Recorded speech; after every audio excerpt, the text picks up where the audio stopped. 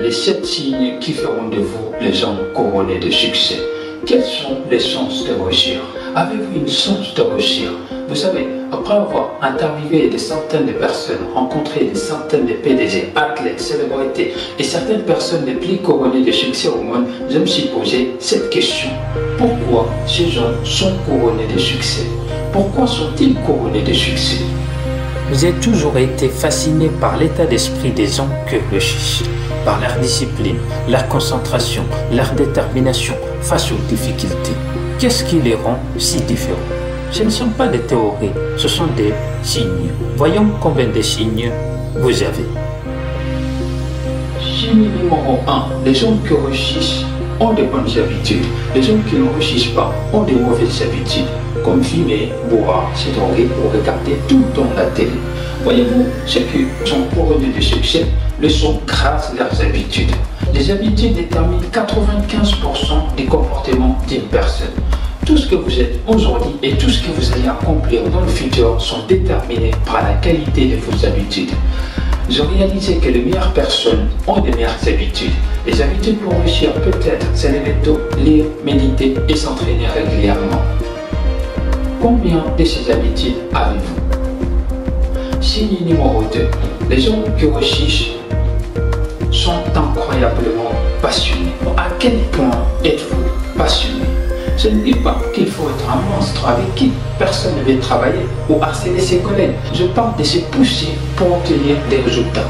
C'est votre passion intérieure qui vous pousse à continuer quand les choses deviennent difficiles. C'est votre passion intérieure qui vous active à passer au-dessus d'une déception ou d'un obstacle. À quel point êtes-vous passionné? Vous savez, les 5 premières années de ma carrière, je n'ai pas pris un seul jour de repos. J'ai travaillé 10, 12, 14 heures par jour pendant 5 ans d'affilée. Pourquoi? Parce que j'étais passionné. J'étais passionné par le fait de nourrir ma famille. J'étais passionné pour montrer aux gens qu'ils avaient tort. Et aujourd'hui, je suis passionné par ma mission. Alors à quel point êtes-vous passionné? Ou alors vous êtes feignant? Est-ce que vous procrastinez? Est-ce que vous reportez les choses à plus tard? Signe numéro 3. Les gens qui réussissent ont confiance en leurs habilités. Vous savez, les 2 plus gros ennemis du succès sont le doute de soi et la perte de l'inconnu. Tout le monde doute de soi. On s'inquiète en se demandant si on est prêt, si on est assez bon, est-ce qu'on a ce qu'il faut pour réussir. À noter, la confiance, ce n'est rien de plus que de croire en soi. Et de croire en soi n'est rien de plus que de faire des choses que vous ne pensez jamais pouvoir faire. La confiance vient des compétences. C'est facile de croire en vous quand tout le monde croit en vous, mais ce n'est pas ça dont je parle. Je parle de croire en soi même quand on n'est pas prêt. De croire en soi même personne ne croit en vous. De croire en soi même quand tout le monde doute de vous. Quand on vous dit, hey mec, vous ne pouvez pas le faire, que vous n'avez pas ce qu'il faut pour réussir, que vous n'avez ni talent, ni capacité, ni expérience, ni quoi que ce soit qu'il faut pour réussir. C'est là que vous devez développer cette confiance en vous, cette croyance en vous, en béton, que vous pouvez le faire et que vous avez tout ce qu'il faut pour réaliser vos buts et vos rêves. Attention, la confiance, ce n'est pas de l'arrogance. L'arrogance, c'est de penser que vous êtes au-dessus de tout le monde. Mais la confiance en soi est de savoir que personne, mais personne n'est au-dessus de vous. Avez-vous suffisamment confiance en vos habilités pour réussir? Est-ce que vous arriveriez à parier sur vous-même? Et pas que dans les mots, il faut des actions. Investissez-vous. Êtes-vous prêt à mettre tout ce que vous avez en jeu pour réaliser vos buts et vos rêves? Est-ce que vous pariez sur vous-même? Est-ce que vous hésitez? Est-ce que vous êtes perfectionniste? Signe numéro 4. Est-ce que vous êtes paralysé quand vous devez parler? Vous pouvez avoir les meilleures idées du monde et de l'histoire, mais si vous ne savez pas comment articuler ces idées, si vous ne savez pas comment communiquer ces idées à d'autres personnes, vous n'irez malheureusement pas bien loin. Les talents de communication se présentent sous plein de formes. Je parle d'écrire des mails, des posts sur les réseaux sociaux, présenter un meeting, parler à un contre un, de parler à un client ou même à un grand groupe de personnes. Tout cela découle de votre talent en communication. Une des choses qui a changé ma vie durant ma jeune carrière a été de rejoindre 2 semestres pour développer mes talents de communication devant des gens. J'avais aussi un mentor qui m'aidait à développer mes talents d'écriture. C'est ce qui est très important, savoir utiliser les bons mots sur une pipe pour convaincre, influencer quelqu'un. Donc, toutes les personnes couronnées de succès ont cette chose en commun. L'habilité de pouvoir influencer, persuader et inspirer les autres. Signe numéro 5. Ils ont une mentalité de croissance. Mark Cuban lit 3 heures par jour. Bitek lit au moins 1 heure par jour. Download lit 2 à 3 livres par semaine. Personnellement, je lis 10 à 15 minutes par jour. Depuis des années, j'apprends constamment.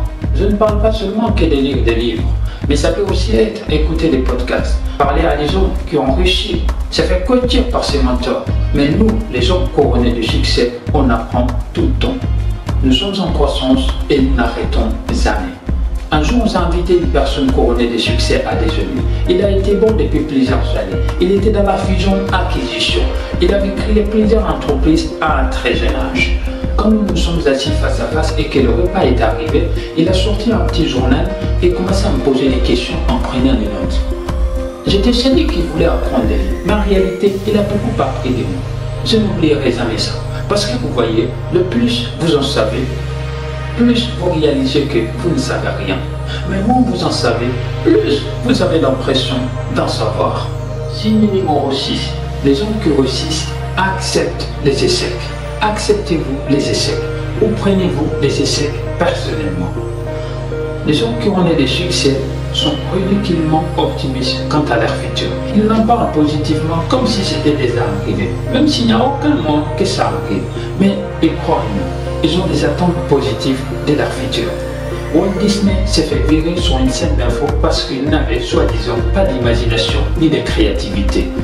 Steven Spielberg s'est vu refuser à une école de cinéma 3 fois avant de devenir célèbre.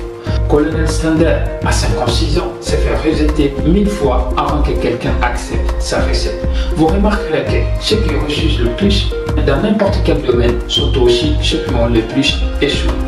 La différence entre une personne qui réussit et quelqu'un d'autre qui ne réussit pas, c'est la volonté. Winston Churchill, l'ancien Premier ministre britannique, le disait bien que personne. Le succès, c'est d'aller d'essai en essai sans perdre son enthousiasme. Prenez la vente par exemple. Les vendeurs les plus couronnés de succès, ceux qui sont le plus payés, et devinez quoi? Ce sont ceux qui ont le plus échoué. Plus que n'importe quel autre vendeur. C'est ça qui fait qu'ils réussissent. Les succès est sur le fil de rasoir des échecs. N'oubliez jamais ça. Signe numéro 7. Ils ont en gros QE, pas QI, mais bien QE. Ils ne sont peut-être pas les gens les plus intelligents au monde, mais s'entourent les gens intelligents. Ils ne sont peut-être pas les meilleurs étudiants du monde, mais ils démontrent une immense quotient émotionnel. Vous savez, quand on parle de succès, le QE montre le QU pour les petits déjeuners. Le QI, vous le savez, c'est génétique. Mais le QE peut être développé, appris et raffiné. Les gens couronnés de succès ont une immense quotient émotionnelle. Ça veut dire qu'ils ne craquent pas sous la pression. Ils restent calmes. Ils savent comment gérer le stress. Ils savent gérer leur anxiété si tout ne va pas dans leur sens. Les gens couronnés de succès ont aussi conscience d'eux-mêmes. Ça veut dire qu'ils savent dans quoi ils sont bons et dans quoi ils ne le sont pas. Quelles sont leurs forces, mais aussi quelles sont leurs faiblesses. Ils savent comment gérer leurs émotions. Ils refusent de se sentir inadéquats, irrités, déçus quand ils subissent l'échec. Ils savent comment gérer leurs émotions. Ils refusent de se sentir inadéquats, irrités ou encore déçus quand ils subissent l'échec. Alors, combien de ces signes avez-vous? Avez-vous une chance de réussir? Si vous avez quelques signes, eh bien félicitations. Vos chances de réussir sont assez grandes. Mais malgré tout, si vous avez tous ces signes, vos chances sont très hautes. Maintenant, avoir ces signes est une chose, mais vous avez besoin d'une autre chose. Combinez ces signes et vos talents. C'est comme ça qu'on réussit rien. Les signes sont votre potentiel. Maintenant, il faut savoir comment transformer les potentiels en profit. Et vous savez quoi? C'est grâce à votre talent. Ceci, ce n'est pas mon histoire, mais c'est l'île de cet homme.